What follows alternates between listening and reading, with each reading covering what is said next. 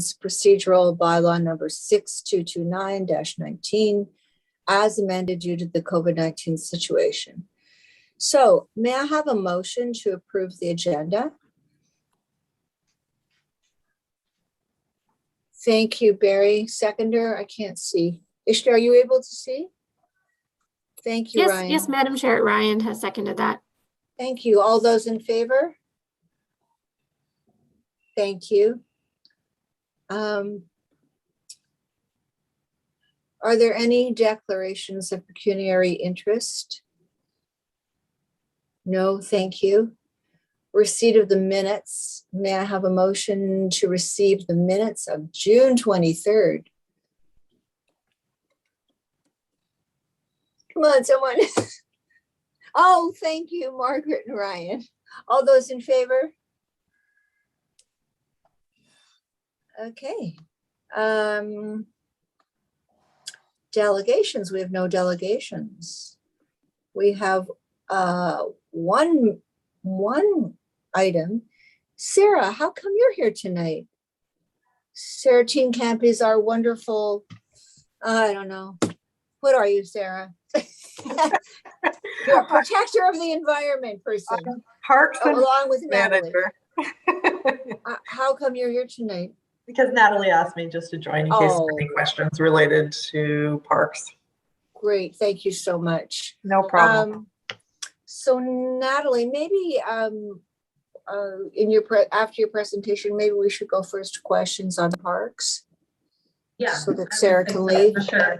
Yeah. Thank you. Okay, away you go, Natalie. Okay, I don't really have a presentation. It's more of an overview of the memo that the committee received. So just a little bit of background on our corporate environmental action plan. We had one plan that was developed in 2010, and it was recently, 2018 was the latest update. It's a 5-year plan that was received input from 3 different advisory committees, staff, and senior management. The 5-year plan, its purpose is to protect and enhance the natural environment, promote environmental sustainability, integrity, and conservation of resources, and create a practice of environmental stewardship within the community. So as mentioned, we're discussing the 2020 progress report. An annual progress report consists of a summary of the completed or executed initiatives by each department. This gets posted on our town's website, and we have a lovely tracking sheet that outlines the metrics that we're following, who's responsible, timelines, and status updates for each initiative. So the success of the plan requires a coordinated approach that includes all of the town's departments. The overall themes that are covered in the plan are water conservation, sustainable urban development, waste reduction and diversion, biodiversity and natural heritage, climate change and energy, and environmental awareness. So tonight we're seeking the committee's feedback before the progress report goes to council on October 19th. We have Sarah Teenkamp, who is with us. She's the town's parks and fleet manager. She plays a crucial role in implementing the town's biodiversity, natural heritage, and invasive species initiative. She's joined tonight to answer any questions and to receive any comments that you might have on those topics. Otherwise, other topics can come to me if they're climate change or energy. I'll do my best to answer everyone's questions, but if I don't know the answer, I'll bring it to the right staff. Unfortunately, we can't have every staff member at these meetings, so I'll do my best. So though 2020 brought some challenges due to the COVID-19 pandemic, staff continue to effectively implement the corporate environmental action plan. Some quick highlights from this past year. Town council approved the anti-idling policy. Staff continued tracking waste diversion rates at the community level. We had 64% waste diverted in 2020. Staff implemented a public education campaign for the 3 waste bag limit. They used mobile signs, door knockers, educational material on the town's website. They had some events, the use of the Recycle Coach app, local ads, and they used social media. Staff planted 1,500 trees and shrubs on Aurora lands. The town added a new Adopt a Park partner that created a butterfly bee habitat garden to encourage neighbors to grow species in their yards that can sustain bees and butterflies.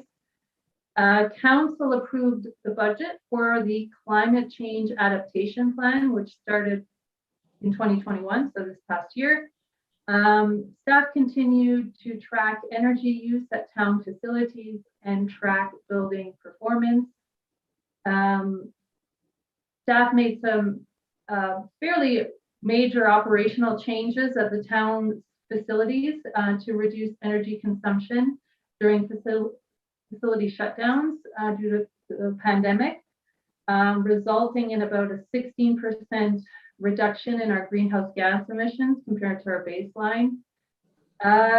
Staff installed 1,150 water meters as part of its water loss reduction strategy, replaced 167 sanitary laterals as also part of their water loss reduction strategy.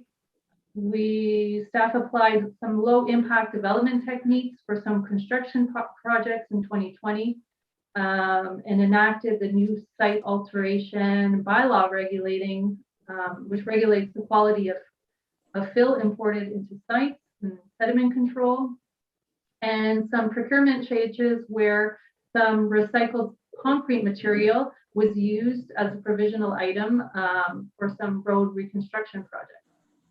So that's just a summary. I'd love to hear everyone's feedback. As I said, I'd start off with, what are there any strengths from this past year's progress report that really stood out?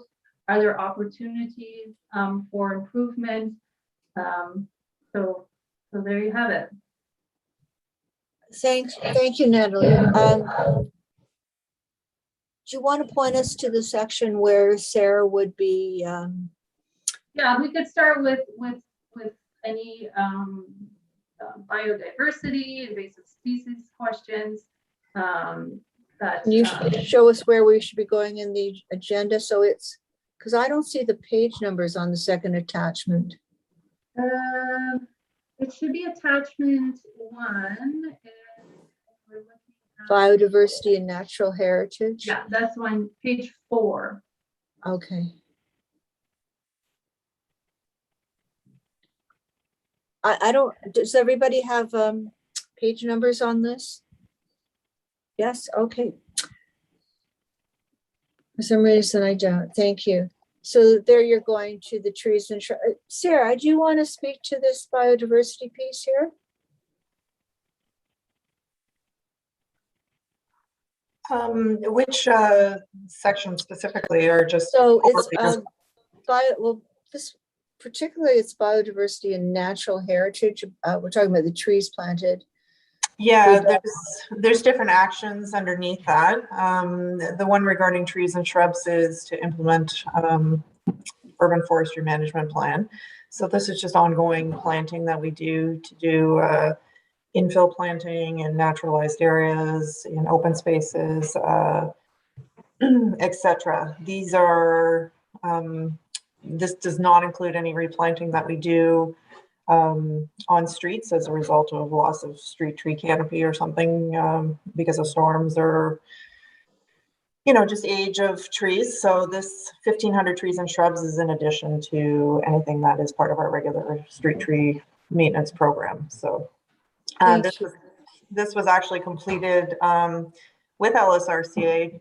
Due to COVID, we had planned some normal scheduled community plant groups. But the roller coaster that we were on, we had to cancel that. So LSRCA planted close to 700 shrubs themselves to get it completed with our assistance, and then the rest were just town planted trees and shrubs. Thank you. On the third attachment on page 17 of 13, it's biodiversity and natural heritage again. It's talking about enrich Aurora's ecology by protecting and preserving biodiversity. So that's encouraging. I actually wasn't exactly sure what this is. Encouraging ecological design and landscaping of parks and retrofit projects. Yeah, so the one example that we worked on actively last year is within the Arboretum. There's a grassland component in the master plan for the Arboretum. So we were actively maintaining the grasslands to discourage tree growth, because obviously grasslands, so you can't have tree and shrub growth. So they need to be mowed regularly, and there's some large tracts, and we did some tree removal and things with regards to this to reestablish the grasslands. So that was a project that we worked on last year specifically. You'll also recall, Councillor Gardner, there is the non-program park on Hartwell Way that we're just in the middle of finalizing the design and going to tender for. That is a total naturalized park. So it has a real focus on just the natural environment. Everything that's in there is going to be native species. There's a lot of trees and shrubs that connects. It'll be a trailhead for the wildlife park. There'll be information kiosks. It also will include a community garden, which is also referenced as part of one of the biodiversity and natural heritage things. That's one of our tracking mechanisms. So that'll be coming on in 2022. We'll be starting construction on that park. So it'll be a beautiful park that'll engage the public, and hopefully with the schools in the surrounding area, we can do some programming to educate. So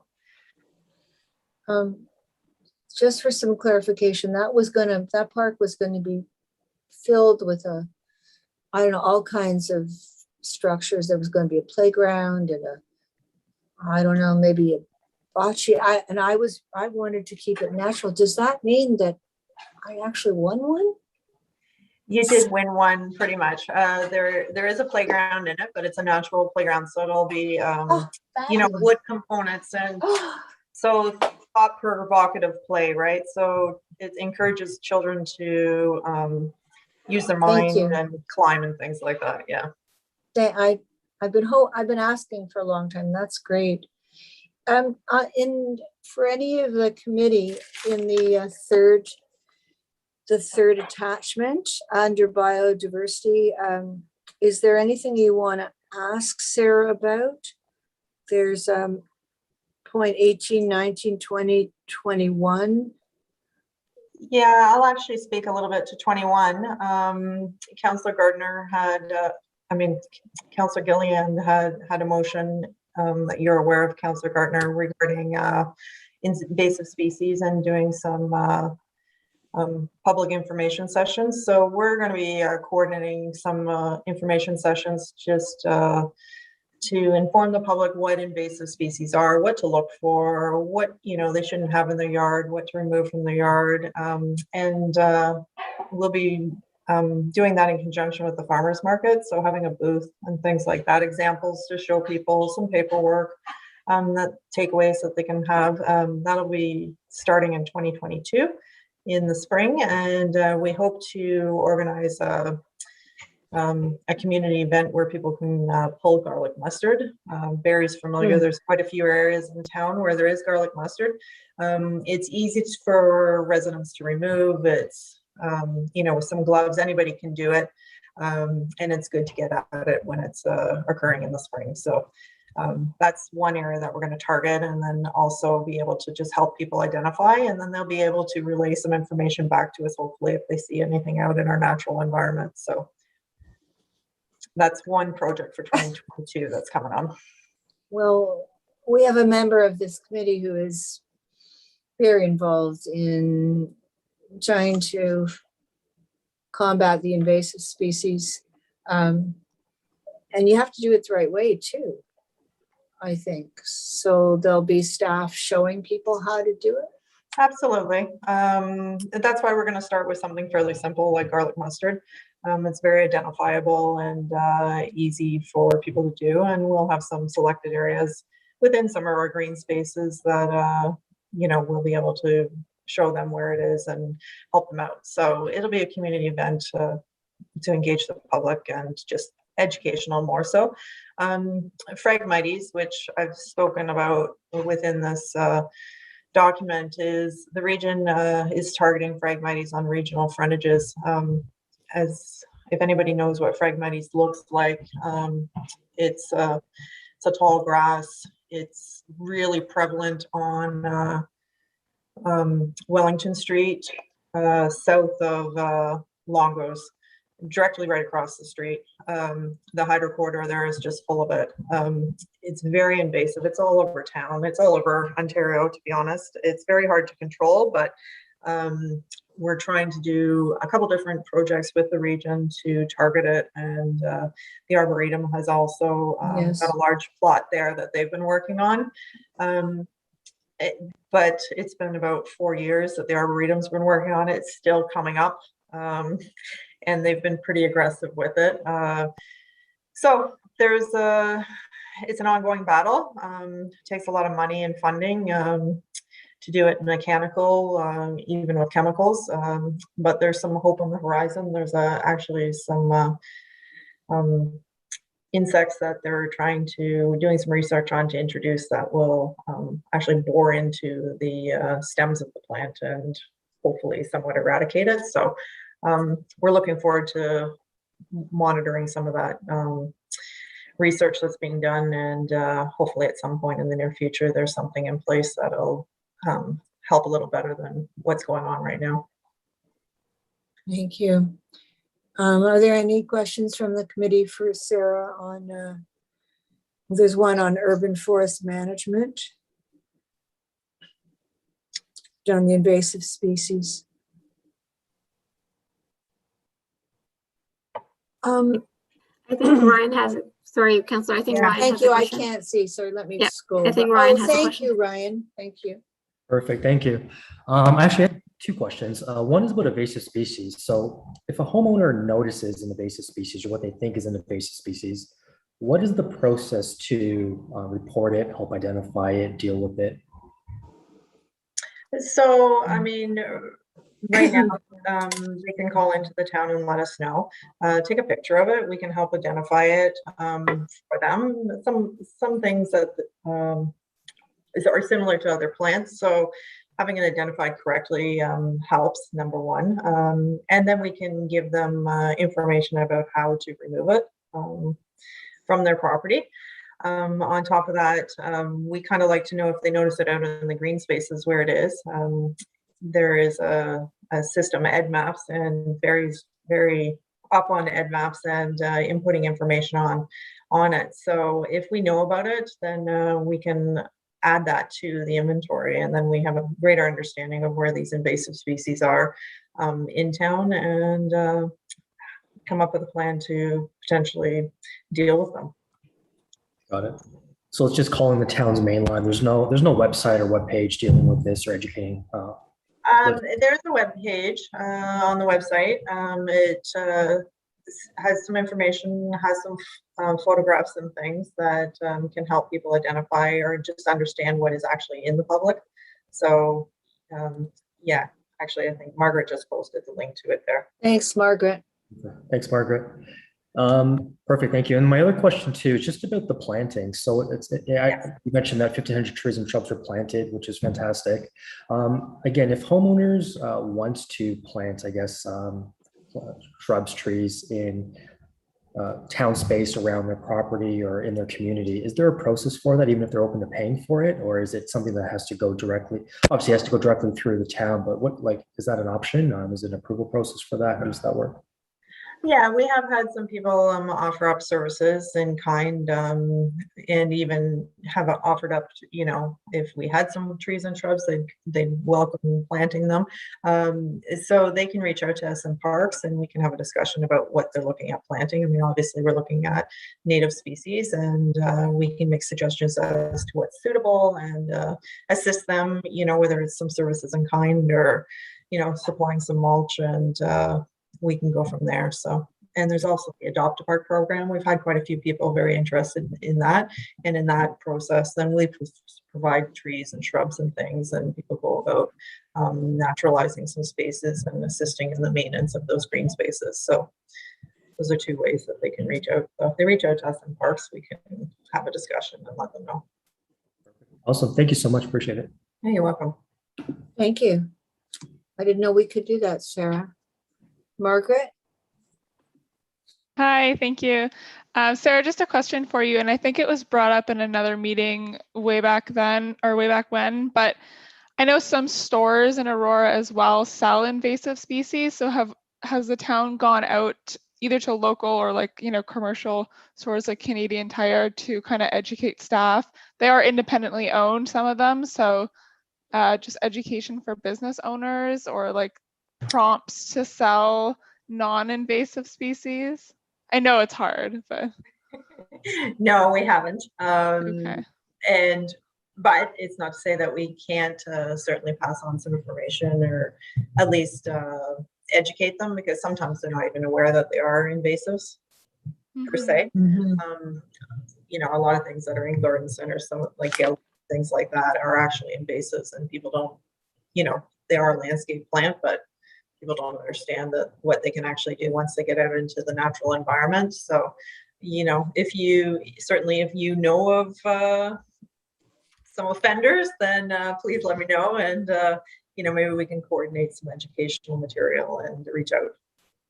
Sure. Yeah, nothing on the top of my mind, but yeah, probably there's a couple areas that could be handed out a pamphlet or something, but something to follow because up on. they're also being sold online, so Yeah. maybe more resident education. Yeah. Even Barry? something for customers to pick up at the end of checkout or something, if the town of Aurora can have these pamphlets there, but yeah, something for an action item for later, perhaps. Something in the tax bill, maybe, Sarah? Yeah, no, exactly. I mean, there's ways we can target, I think, through the invasive species days that we're kind of going to target it next spring. That'll probably bring a fair bit of awareness. We're going to do a social media blast regarding it. As I said, we're going to have pop-ups. We're going to do some events. So I think when we start doing that, that'll bring a little more attention to it and engage the public so they understand what they're looking at and how to deal with it. Thank you. Barry? Yes, I have my screen set up with the Zoom on the left half, and on the right half, I have the town website. And I'm currently looking at the environment main page. And as I scroll down, it's nicely organized.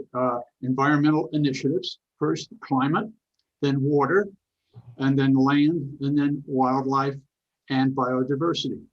When I click at the various ones, I notice there's for the most part an absence of any video component. Now, I know a lot of communications are being done in these years by video presentations. And, I'm quite amused by the proficiency of our own mayor in utilizing video. Do any people in our departments have video skills, or does our communications department have that capacity to actually produce educational videos with specific Aurora content? For example, Ryan, you're concerned with the what to do with invasive species. If our residents were to see Aurora examples of a problem and Aurora solutions in video format, I'm sure their memories would take it in and keep it more effectively in their memory, and it would be something that would motivate them better than text on a page. it's just striking me that we can utilize video, hopefully, and get people committed more effectively using video. Thank you. Good point. Sarah, is it possible? Oh, sorry. Thank you, Natalie. Well, I'll let Sarah answer in for her area, but it just, that's a really good suggestion. We're actually in the process of working with our communications team on developing an environmental education strategy, you know, to better, it's more of a strategy for each area that we're working on in the corporate environmental action plan, to see if there's a need for different, you know, public interaction, campaigning, and video, you know, could be utilized within the strategy for different topics. I can't say which ones at this point, but you know, I think it's a good input that we can share with our communications team. Thank you, Natalie. When are you hoping that might be ready? They were putting out a draft, I think, in October. So yeah, so soon. Thank you. Sarah, do you have anything to add? No, except you don't want me making the videos. Okay, we'll remember that, Sarah. I'll leave it to the experts in communications, but no, I think it is, as Barry said, it's an effective tool. And, you know, we're definitely learning that, you know, so many people are on social media and things, and, you know, videos are a go-to. You know, you can get a video for anything you want to do or look at, you know, whether it's fixing something, cooking. So I think it makes perfect sense for videos related to this would be very helpful. So we will certainly take it back. Thank you. Any other? Thank you, Ryan. I was actually just Oh, going to sorry, Colin, I didn't see you. Sorry, who was first? Whoever was first, go. Or you can't tell. Sorry, Right, mine's go. just a quick comment.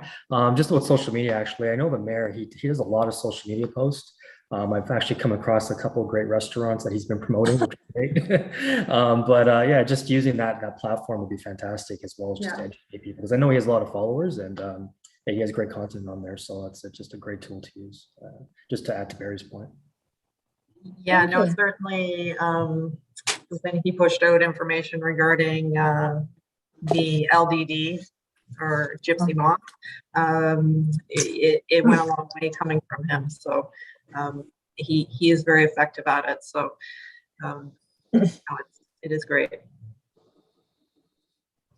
Thank you. Good suggestion, Ryan. Colin? I was going to suggest perhaps we choose the 3 or 4 things the ordinary resident could do that would be the most impactful, and post signs. So, I mean, to oversimplify with climate change, probably diet, transportation, and housing are probably the 3 major ones. And if we posted signs to encourage people to think this way, you know, it's sort of more in their face, really, much like the COVID protocols are in people's face right now, and that's a good thing.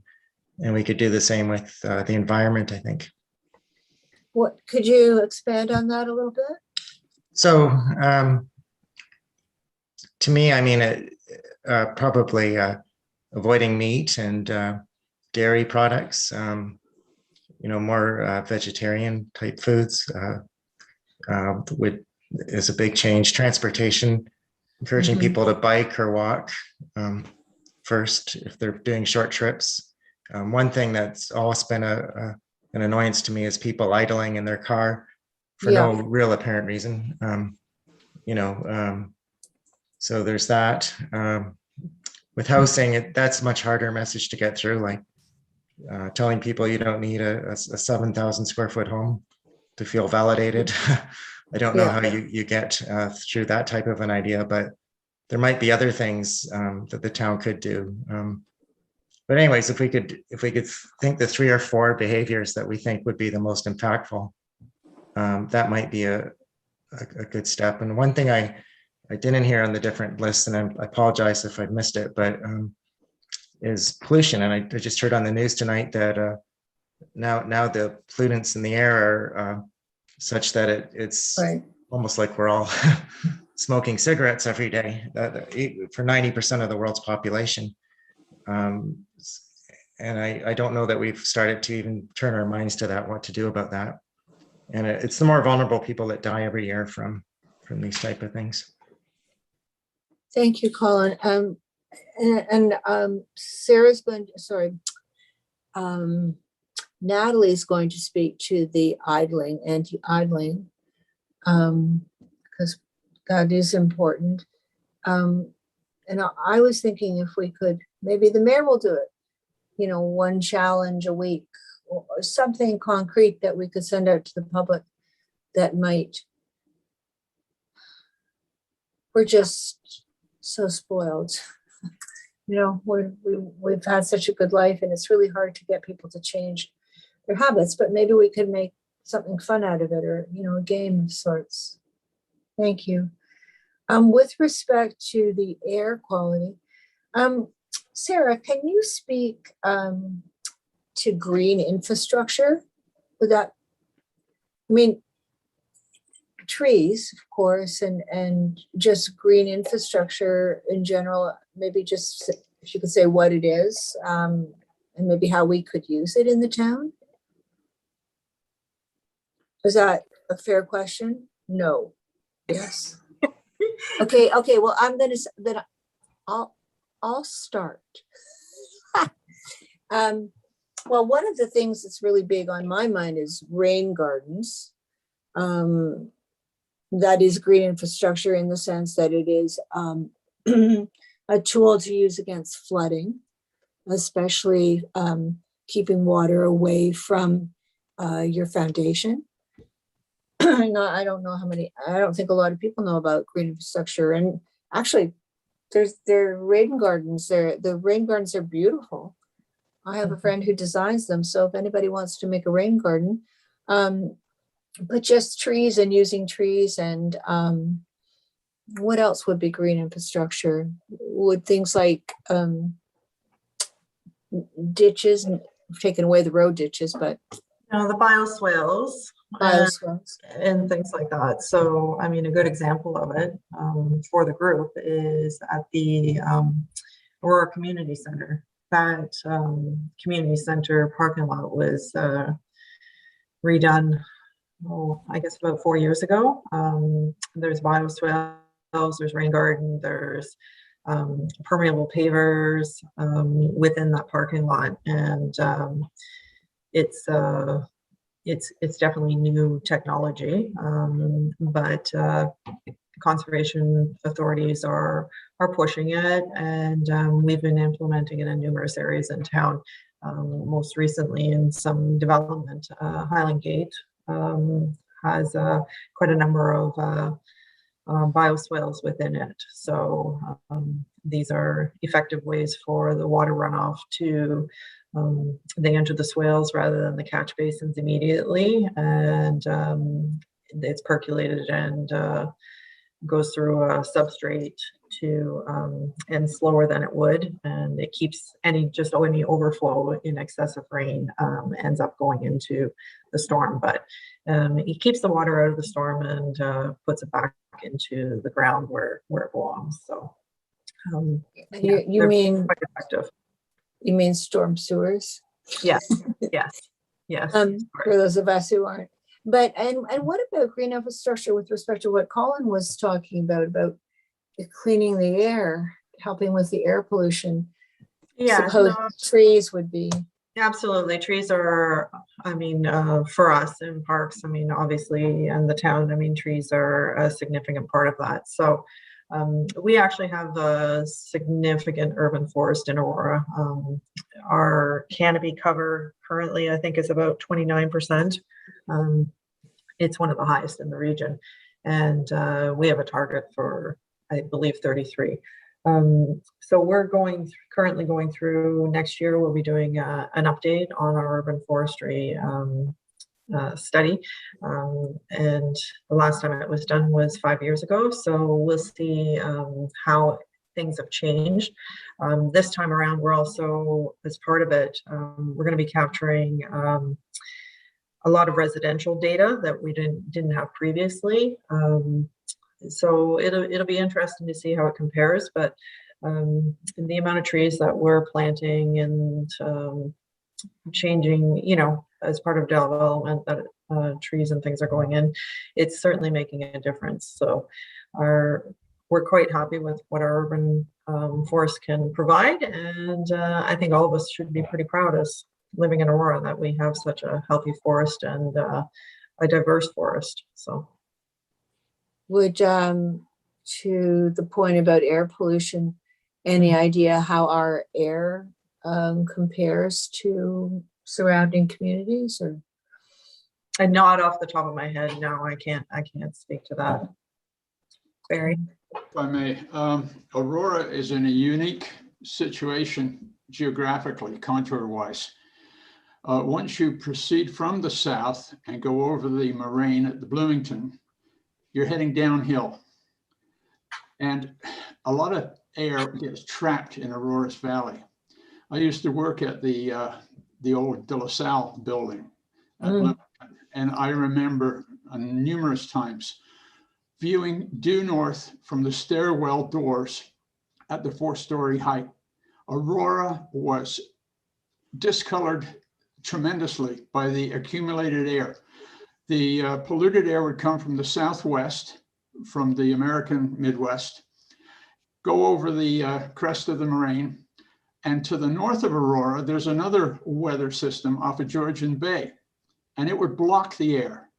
Now, when you're down at ground level, looking up, you see blue sky. But when you are at right angles to that normal vertical vision, and you see the density of the accumulated crap in the air, you would be quite taken back. It's a health hazard, because it used to be approximately 10% of the days until the wind rose up or the wind changed direction by midday. But the mornings are the worst for that accumulation. And now with construction occurring in these low valley areas within Aurora, the vehicle and construction equipment exhaust will build up for the first couple of hours of each morning to very unhealthy levels. I've experienced it just in the past couple of weeks until the wind sucks it out of the low areas. It's a very unhealthy environment in Aurora regarding the air when the crap comes from the American Midwest and gets stuck in our valley. I'm sorry, it's bad news, but if you want to contact the building manager at the Ontario Government Building and have a look at that, you'll be floored by the filth in the air. Sorry to say. So Barry, so what, I mean, what can an individual person do about it? I'm thinking trees. Yeah. Well, when we have a situation with a lot of our construction equipment, they start at 7. Yeah. And clearing out wind doesn't really kick in till 11 or 12 midday. And if they keep their equipment running needlessly, they're contributing. They're worsening that bad situation. So I think we have to enforce construction and heavy equipment exhausts really strongly. We have to enforce restrictions against their idling during the morning in residential areas when, for example, we have the square, construction at the square. Now there's going to be construction across from Park Manor when the stacked townhouses go in. So there's going to be instances, and we know when they're coming. I mean, the town government building department knows when there's going to be equipment operating starting at 7. And if we don't have wind in the morning, about half our mornings are rather still in the morning, or air wind-wise, they should send an inspector or a bylaw officer to make sure that they are adhering to the no idling. They've got a big truck sitting there in line. You get dump trucks with fill coming or going, and you can get 5 or 6 dump trucks, just waiting their turn to pull into a property. They do not turn off. You got 5 or 6 dump trucks belting it out diesel in a residential area when there's no movement of air. It reeks. Sorry, it's a real bad scenario, and it does happen more than you would realize. So Natalie, thank you, Barry. Natalie, if I try to put, when are you coming back to council? No, you were going to do a memo on the anti-idling, if I recall. Yeah, so as I mentioned earlier, council approved the anti-idling policy that limits idling to 5 minutes. That was last October. We're starting the public education campaign. So this policy applies to town staff, residents, businesses, anyone driving in the town will have to abide by this policy. And the public education campaign started last week. We have some mobile signs. We're doing a social media campaign right now, educating the public on it, providing resources, tips on how to reduce, to provide in different scenarios and how to proceed in different scenarios. So, and then including in that is bylaw will be doing some, education campaigning as well on the street and out within the community. They'll have pamphlets and they'll be, asking questions or answering questions and approaching residents and businesses if they see any non-compliance. So this is what's happening or just started happening, and it's about a month or so, the whole campaign. And then we'll be doing like an ongoing kind of education campaign after that. This is like the first initial one. So on the town website, on the anti-idling website for the town, there is a contact number. So if residents or anyone sees, a non-compliance, they can call and call in the bylaw team to go in and kind of evaluate.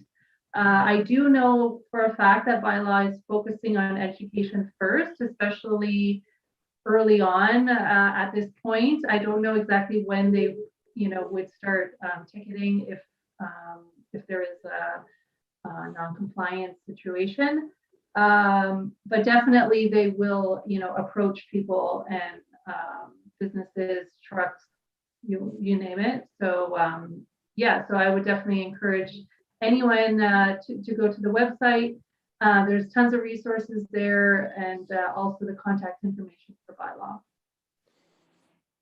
Oh, and then the question was when I was going to go to council. Because we're only starting the education campaign now, it was delayed like 6 months because of COVID.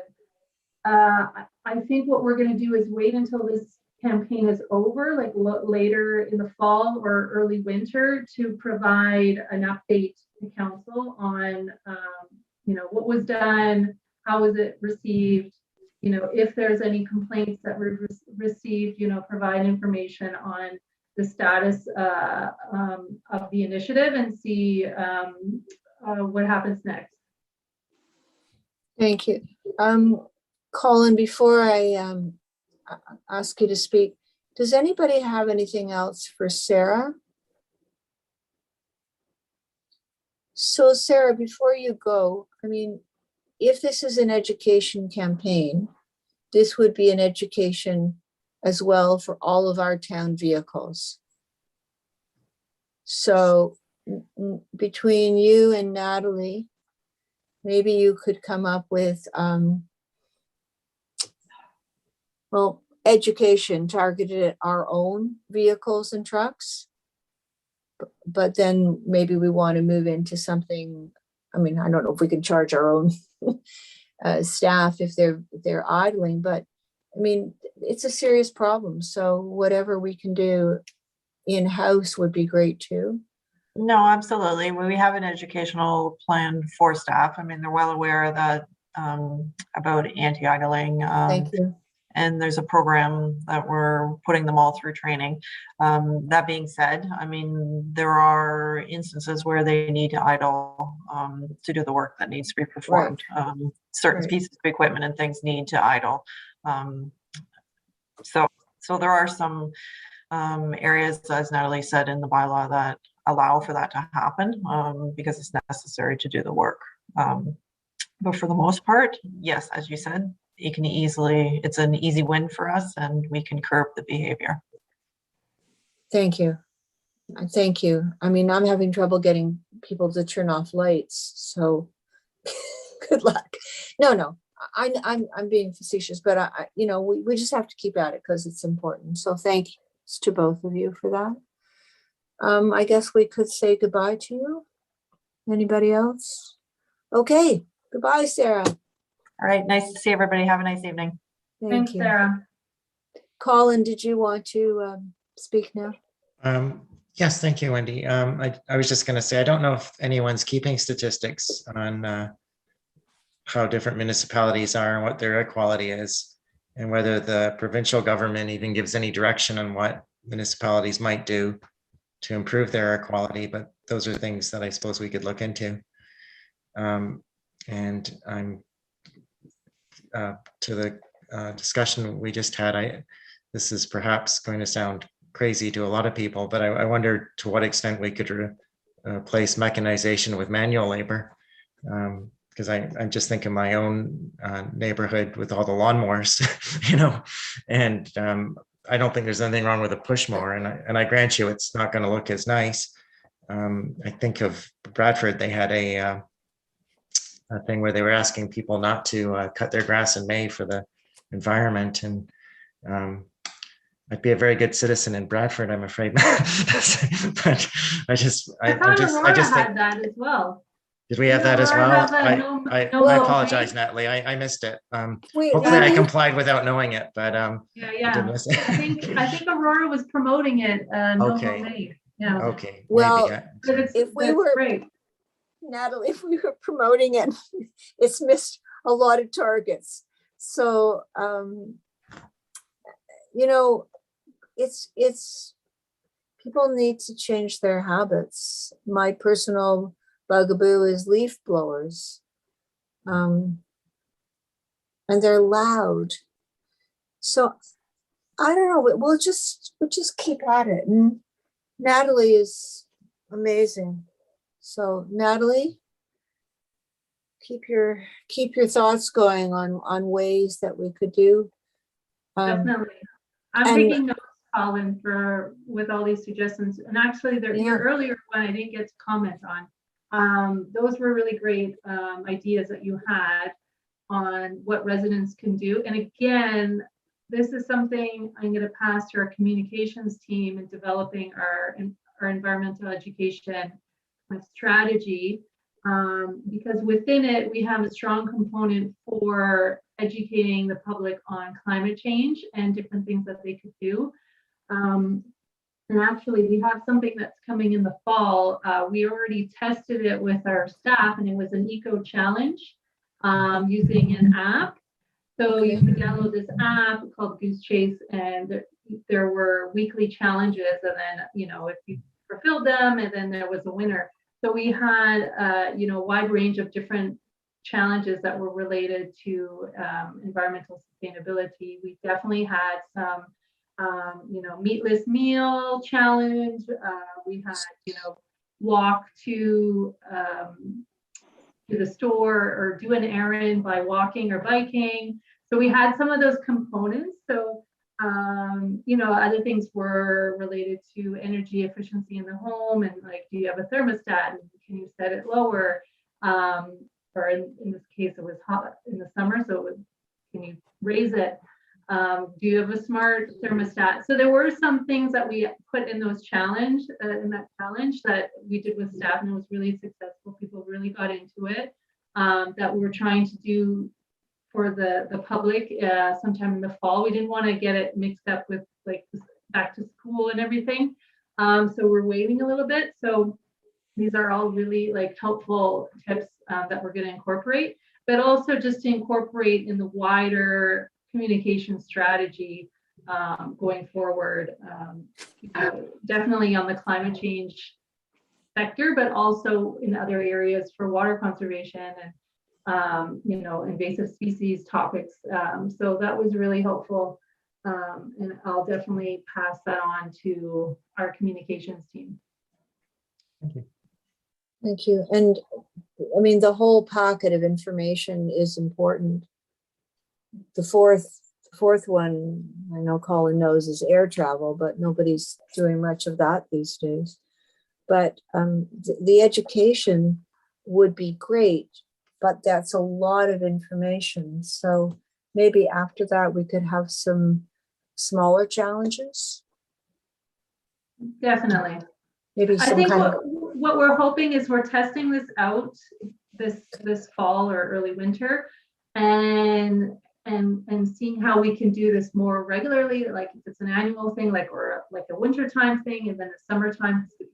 What's happening in your life in winter is very different than the summer, and they have very different environmental kind of impacts. So, potential challenges like that and this is just one tool that we're looking at, right, for this environmental education plan that we're putting together. So if you have other ideas of how we can reach the public in an engaging way that gets people excited and interested, we obviously use a lot of social media at the town, but are there other innovative ways that we could reach out and engage the public? I would be super happy to hear anyone's ideas. And if you want to just think about it, and let me know at a later time, it's all really helpful. thank you. That could be a project for us, for this committee. Definitely. Thank you. Was there anything else on any of the indexes that anybody wants to speak to, or you want to speak to, Natalie? Well, may I? Yes, Barry? When it comes to visual education, getting people to recognize something they didn't know and perhaps make a better choice. Yeah. Years and years ago, over the years, we've had the odd person crop up in Aurora who was a decent cartoon artist. Yeah, single frame, illustrated, to the point, humorous, but informative. Do we have anybody in our community who has that skill these days? Yes, the fellow who works for the Aurora, and Scott Johnson. He does some real zingers. I don't know if anybody reads the Auroran, but it's almost worth reading for his cartoons. Yeah, well, if the town could acquire the services of such an artist and have the chosen key points for educational programs portrayed in a cartoon format. I mean, think of a Facebook posting. We see photographs, we see videos. When's the last time you saw a decent cartoon? I'm sure there's a place for that. I have a pet peeve. Leaf blowers, gas-powered leaf blowers. Damn it. Why can't they just get the reversal fixture and suck it into a bag and put it for recycling, grass or leaves? The particulate matter that's kicked up into the air by these gas-powered leaf blowers, it's phenomenal. You don't go outside when your neighbor's using one of those. You're going to get deafened and you're going to choke. And yet, on every block, there's at least one person who has to have a gas-powered leaf blower. And those contractors, they don't care either. They use them, and they're deafening. They all wear the headset because they want to save their own ears. What about the neighbors? What about the air quality? There is a leaf blower that has a different kind of a motor, and it's not nearly as disturbing or polluting. Chris Ballard knows about that. Let me see what I can find out. Some can reverse, and they can suck whatever you're dealing with into a bag. So it's like you're not just kicking it onto the street or kicking it onto your neighbor's property. You're actually collecting it, literally. Yes, That would be nice, Mary. Margaret had a great comment on chat. Do you want to read it, Margaret, or why don't Sure. you? Thank you. I just, we have a lot of numbers and data related to water, energy, etc., which makes sense. But we always talk about these campaigns and, even the pages on the Town of Aurora website. I'm just wondering, like, when you're working with the comms department or like launching these campaigns before and after, are you tracking what exactly is happening? And then, like, how are you measuring the success of a campaign? What if the campaign only gets 10 people reducing whatever, or like the web page for the invasive species, like how many people are visiting that in the summer? Something I'm interested in. Yeah, that's a great point. I think it's super important. I think things like tracking, energy consumption, water consumption is like so easy, right? You got a meter and you just read your meter, right? Topics like communication and education campaigns tend to be much harder to track, like success, like what is defined as success and not. And tracking, progress along the way. I've definitely had conversations with our communications team on this topic. They are definitely aware and work and try to develop matrix for each campaign. It just looks different than, what the kind of matrix I'm used to, working with. So for example, we had, so in 2020, it's in the summary report, we had a public consultation for our community energy plan, something that was normally hosted in person due to COVID-19, we had it virtual. So things that we tracked to, kind of define the success of it was, how many participants logged in to watch the live video, how many hits we had on the YouTube video, how many people downloaded the resources on our webpage related to the presentation, how many social media comments were had, in relation to that public consultation. Questions were all, so those were all put together. They had some graphics, they were able to track, what day had the most hits or the most comments and which ones, they found out that, whatever, Thursdays are a great day to make these posts because that's when people are looking. I'm making up the day, but they're able to do some analytics with the data that they were, that they were able to pull from, website hits and things like that. And I'm not an expert in that. I was told based on these numbers that it was a very successful campaign. They would probably be able to answer better, what is considered successful and what isn't in terms of these kinds of education campaigns. So, for example, the education campaign for the anti-idling that just started, they'll be tracking some of these matrix, and the results would go into this, update report that's going to go to council, which will come here as well. So you'd be able to see, like, what was done, and any kind of matrix associated with those activities and commentary. So I definitely think it's important. Our communications team definitely thinks it's very important, and they're always striving to find the right way to measure success in these very difficult topics, right? That are not, straightforward, like, energy and water conservation and things like that. So I think it's very important and a great comment. Thank you. Yeah. I know it's hard to kind of tie it into a certain outcome, but I guess like one of the areas I was interested in too is if you're holding a consistent, webinar or in-person meeting, let's say for invasive species every year, you have your baseline and then year over year, like, is it increasing in attendees? Like, are invasive species going down type of thing? But yeah, I'm sure the comms team, it's a top priority for them. Yeah, and actually one of the things I did, I just thought of it when you mentioned that.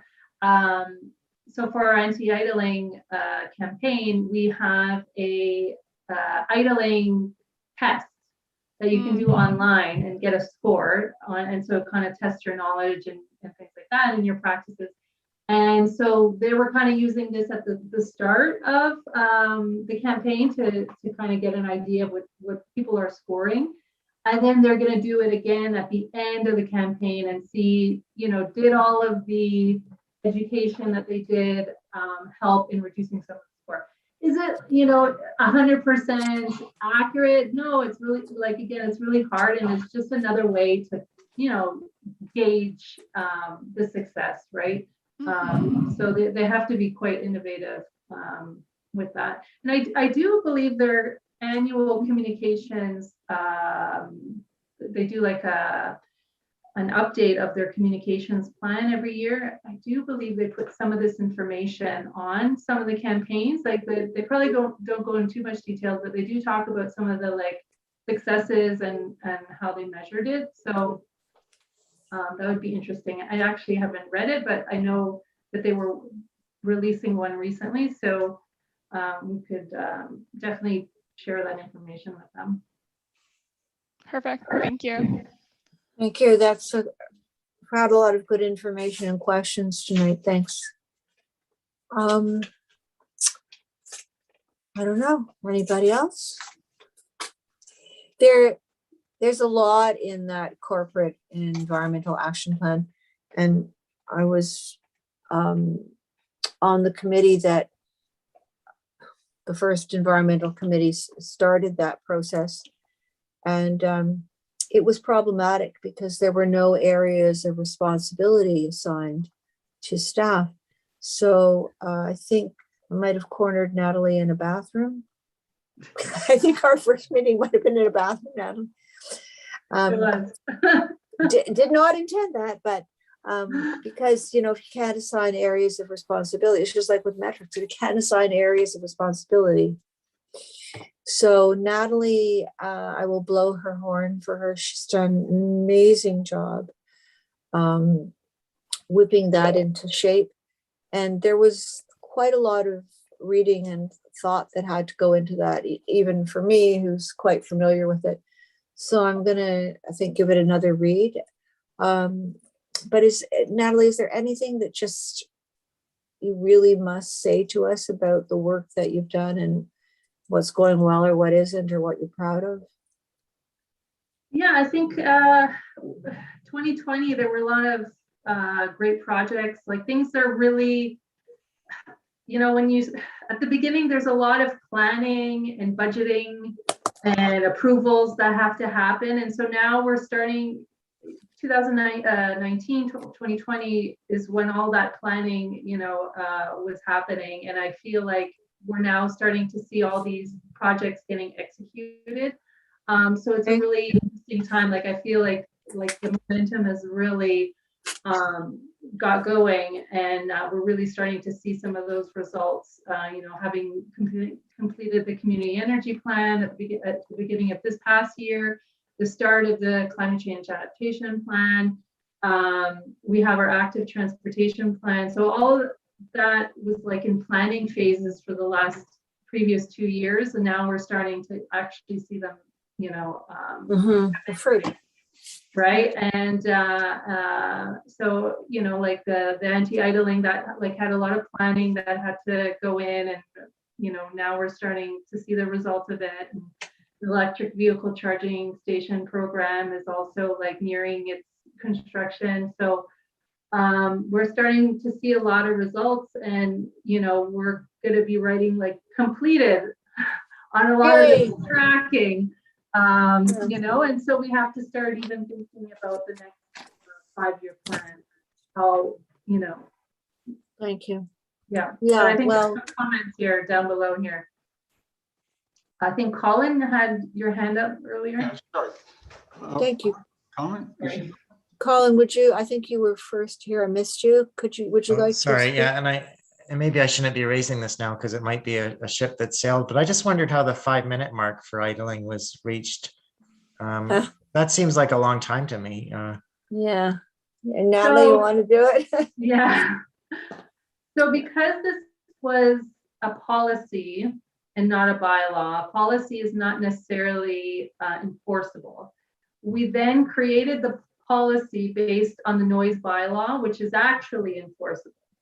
And in the noise bylaw, you do have a 5-minute idling limit. So that was kind of a way for us to create a policy that was still enforceable, you know, but it had to follow the noise bylaw, which had the 5-minute mark. So this is how we landed on it. In that discussion with council, there was a really big focus on the education component. I think the minutes, yes, it's higher than probably, or I know for a fact, it's higher than our neighboring municipalities, but it's less about the minutes and more about understanding the impacts of doing any idling, be it 1 minute or 5 minutes. I think if you don't have that education piece of why it matters, I feel like that and I think council felt the same way, is that let's focus on the education component first and see where that takes us. Yeah. Thank you. Barry. Thank you. I noticed there that the tracking sheets, they're primarily intended for staff use, are they? Yeah. Now, you referred, Natalie, to success stories. The general public who are trying to educate, they do like success stories or things that are working. Can we make sure that any of the success stories that are being recorded or illustrated in the tracking sheets are in fact shared with the public on the website in the appropriate section? Because if it's like the general public is not going to access that tracking sheet, those files there. They're not going to download PDFs very much. They don't have time to read through a PDF and scope through a tracking sheet to find the aspect that they're interested in. But if they go to the website, they'll scroll down and they'll see their topic and they'll hit the plus sign and they'll get the details. So if the success story is shared with those plus signs, that staff was able to do this 2 years ago, last year they did this, and we're intending to do this next year, and we're hoping to get participation in the future from the public. So it brings together the tracking sheets and the aspirations of the staff and the council, and uses the website to optimize that contact with the public and to share that information. Because I noticed that there are a few things in the tracking sheet I haven't been able to find reference to staff's efforts in the website. They might be there, but they're just not that ready. They're not that accessible. Yeah. That's a good idea. Together. Yeah.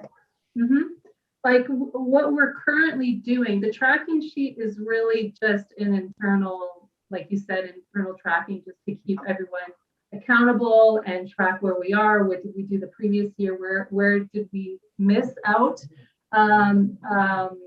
for that year? So that doesn't get shared, you're right. We do put on our website the summary sheet, which is that attachment 1, which is 10 pages. And our graphics team, puts the town logo and really cute pictures and things like that for each topic. But again, like you said, we've never shared it otherwise beyond the website. And I think that's a really great suggestion, is to start promoting it. And I think this is the kind of feedback that our communications team is going to want to hear from the committee, is different ways to ways that we can share the success, right? That the town is doing some things, but sometimes it gets buried in with all the other work, like you put it. So, I mean, do you have any suggestions of how we could best promote it or share these successes? If you have any ideas, you know, Social media used social media, in these past few years somewhat effectively, and I think it has the capacity, the capability of sharing the good news that is coming out of our efforts, and encouraging people to consider playing a part in making it better. These various environmental efforts. It's hard, like I mentioned before, video, and then I went the other extreme, a one-frame cartoon. I mean, people don't have a lot of time. The working population who are commuting or trying to, you know, manage the young kids, getting them looked after, and if they're working at home, they have to mesh that in. So time is very short. So, you know, a 1-minute video, a single frame cartoon, you know, they can't take the time to search through, oh, there's a PDF on this. Oh, maybe there's another PDF on the previous year. That what did they intend to do last year? In other words, do we ask them to do kind of like a university level research of the material? No, we should be able to. Yeah. Right there. Yeah, make it really easy to read, easy to get the message, right? Like simple messaging. Thank you. Thank you. Margaret, do you want, I'm doing so with the chat. Would you want to? Sorry, I just remember, like, I did a project, I think like a year ago for the city of Vancouver, and, you know, they have very comprehensive plans for the city, and they did create kind of 1-2 pager PDFs of illustrations that are public facing. So you could take like our tracker spreadsheet, but kind of convert it into an easy to consume format for residents, and, like, you know, block out a lot of information that they don't need to see. I put an example in the chat. That's one, but I remember there was a better one, but I'll have to search around for it, and I can send it through Definitely, via email. yeah. This is like the perfect time for this kind of topic about communications and tracking and any way to engage the public on these topics, because you know, like even just climate change, right? Like even if you just pick one of the many topics we have in our action plan, it's so complex, right? It's trying to communicate a more complex topic in an easy, consumable way that doesn't overwhelm, right? And then with the corporate environmental action plan, we have all these different topics, right? Like such a wide range all into one. So it's definitely a challenge to communicate that in a simple, easy form. So any material that you might find helpful, that would be great. Yeah, this is really cool that the file you sent. So we'll definitely share that with communications and see what we could put together. And it wouldn't be just climate change, right? There's all these other topics that need to get communicated. Yeah. You know, so yeah. I found it here. You guys can check it out. It's a more comprehensive list of their dashboard of like what's going on with like progress reports. So I thought it was a really good overview. Thank you. Yeah, okay, this would be something similar but nicer looking than our tracking sheet. Yeah. Thank you. Ryan, do you want to say your comment? I'm guessing Margaret's in communications if I had to guess, but no, I think it's great. The infograph piece that you shared, it's amazing actually, because you can get a lot of information out in a very visual way that's easily digestible. Right. Blast it out on social media without having to go through 1,000 different posts. Stick it in one post and it's out there, and people can understand it without, to Barry's point, going through a 20-page document line item. So no, I really like it. I think it's a great comment from Margaret. Right. So all these comments, you go. I would just add one thing. If you can take a look at some point on our environment page, Barry had mentioned it. I've been trying to, break everything down into the different areas, and then, yeah. And if you can just take a look and provide any feedback at some point, it would be helpful. What works, what's not working, what's missing. As we develop new initiatives, I'm trying to always put it on the website so that at least it's a reference for the public, even though, okay, we might not be broadcasting it necessarily, but if we ever had to easily, share it, it was there in one spot. But yeah, that would be really helpful too at some point if you can do that. So, folks, we have homework. I don't think a committee's ever had homework before. If you have the time, have a look and send Natalie your comments. Just say it again. Natalie's an amazing staff. She's done an amazing job, and anything we can do to just make it easier and all come together would be appreciated. This has been such a good meeting. Does anybody have anything else they want to add? I have one comment.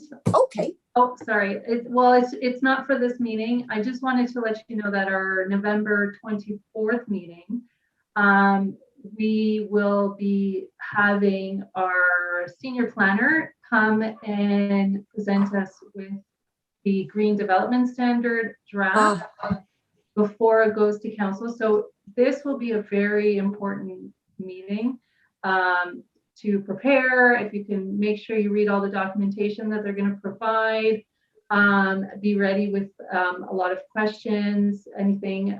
So this is like a really important document for the town, and it will, tell us how we're going to be growing in the future, which has been a topic that has been brought up in this committee often, with like a lot of reason, right? How are we gonna, move forward? So I just wanted to give you a bit of a heads up to, really put your, discussion caps on and have, lots of questions. I believe the consultants will be there as well. So we'll have lots of knowledgeable people in that meeting. So yeah, I'm very excited for it. Thank you. Good to have the heads up on that so we can start. How much in advance will we have the agenda? It's usually like a week and a half. That is correct. So it'll be circulated a week prior. So everyone will have the agenda a week prior. Yeah. Thank you. And I would imagine it's going to be a fairly big document. So yeah, try to schedule some time in advance to review it if you can. thank you. And I'm just going to end with something I said at council on Tuesday. Was speaking to Natalie. The Lake Simcoe Conservation Authority has a new climate change specialist. And he said something, he said they're trying to do education, of course, but he was also talking about potential carbon sequestration in grassland habitats and wetlands. And as many of you may or may not know, we've just approved a development along St. John Side Road, just on the north side. It's called Shining Hill. It is on the moraine, and then we're in the process of approving another one next to it, which is not on the moraine, but which is on a lot of important ecological land and quite probably has endangered species. So, this is something that I've been working on all throughout my council years. It's a pretty hard slog. So, I'm going to thank you in advance for reading the Green Development Standards, because of what Lake Simcoe is saying is that, we should be concentrating on planning new communities in light of respecting the environment. So please keep that in mind for your comments when you read I haven't seen them. I'm not sure how detailed they're going to be about development. But I mean, just the number of trees we lose through development. I know Sarah said we have a good tree canopy. We do have a good tree canopy, but it could be a lot better. And developers pretty much clear cut land because that's how they have to develop land. But I'm always hoping for change, that we can keep more and more of the trees. Imaginative situations to work, or planning subdivisions to work around keeping some of the trees. Okay, I'm off my soapbox, but it's a very important soapbox. Thank you. So it is 20 after 8. Oh, sorry, Madam Chair, we need a motion to adjourn. Oh, to No. receive. To receive the comments and refer to staff for further Thank action you. appropriate from all the discussion we've done regarding the progress report. So if you could just get somebody to move second and just vote on that before we have a motion to adjourn. A motion to receive and refer to staff. Who would like to move that? The two gentlemen have the two gentlemen on that side of you. Thank you. So Ryan and Colin. It's so funny. It's like we're all sitting in a room, but we're not. Bill, you're on the other side of Natalie. All those in favor? Thank you. And then we need a motion to adjourn. Okay. Nobody wants to adjourn? Barry, who wants to stand this end? Okay, thank you, Ashley. So all those in favor? Thank you, guys. I think thanks to Natalie and to Sarah, I think and all of you, I think this was a good meeting tonight. So see you in November.